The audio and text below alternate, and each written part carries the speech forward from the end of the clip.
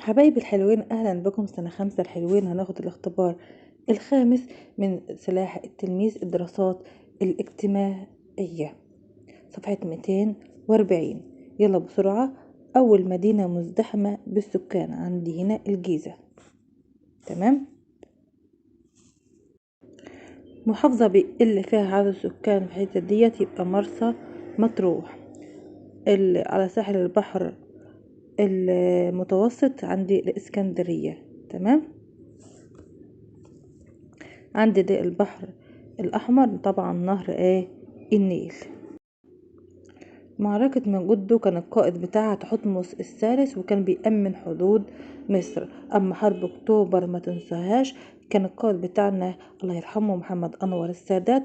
كان يا ولاد إسرائيل جت تاخد سينا حتى من مصر، فاحنا نسكت لها؟ لأ طبعا، ده احنا ناكلهم بسنان طبعا. انتصرنا عليهم في حرب اكتوبر 73، وكان القائد بتاعنا محمد انور السادات. يبقى اسباب الحرب ده عشان نحرر سينا من اسرائيل. احفظ معايا التركيب العمري. عمري يعني بنصنف السكان حسب أطفال وشباب وكبار السن، حسب الفئات العمرية. الفئات العمرية اللي هي أطفال وشباب وكبار السن اسمه التركيب عمري. لكن التركيب النوعي ده بنصنف السكان حسب ذكور وإناث.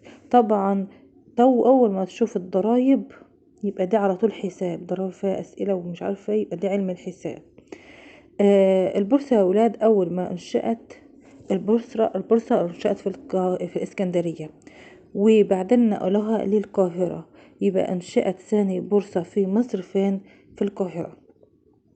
أول ما أشوف التقويم الشمسي والنجوم وفلك وحاجات من دي يبقى ده علم الفلك.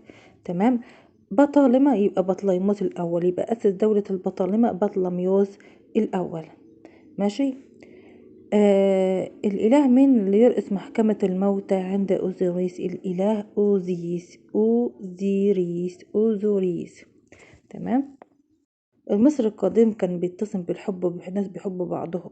والتعاون دي نون، المفروض تبقى نون. التعاون يعني بيتعاونوا مع بعض، بيشتغلوا مع بعض. والصدق محدش بيكذب ويحترم الآخرين. تمام. يبقى كان بيتصم بالحب والتعاون والصدق واحترام الآخرين، دي صفات المصري القديم. السؤال ده بيتكرر كتير يا ولاد. مين اللي وحد الآلهة؟ يبقى أمنحتب الرابع. حط خط تحت أمنحتب الرابع. تمام. زيادة أعداد السكان بسبب الزيادة الطبيعية والهجرة، دي اسمه نمو السكان. يبقى نمو السكان زيادة أعداد السكان. ليه الناس كترت؟ بسبب، أما يقول لك أسباب زيادة السكانية بسبب الزيادة الطبيعية والهجرة. تمام. يبقى ليه الناس كترت؟ بسبب الزيادة الطبيعية والهجرة. بسبب الزيادة الطبيعية والهجرة. طيب دي اسمها كثافة سكانية ولا نمو سكاني؟ نمو سكاني. أما الكثافة السكانية النسبة بين عدد السكان ومساحة الأرض اللي قاعدين عليها. انتصر الجيش المصري في معركة مجدو على أمراء. طبعا احنا خدنا تحتمس الثالث هو قائد معركة مجدو. تمام. على أمراء آسيا. يبقى كان بيحارب أمراء آسيا. مسلة الملكة حتشبسوت دي بيردك السؤال ده بيتكرر على طول. في معبد يا ولاد؟ في معبد الكرنك. تم حفر قناة سيزو ستريت في عهد الملك بردك السؤال ده بيتكرر. سونوسرت الثالث.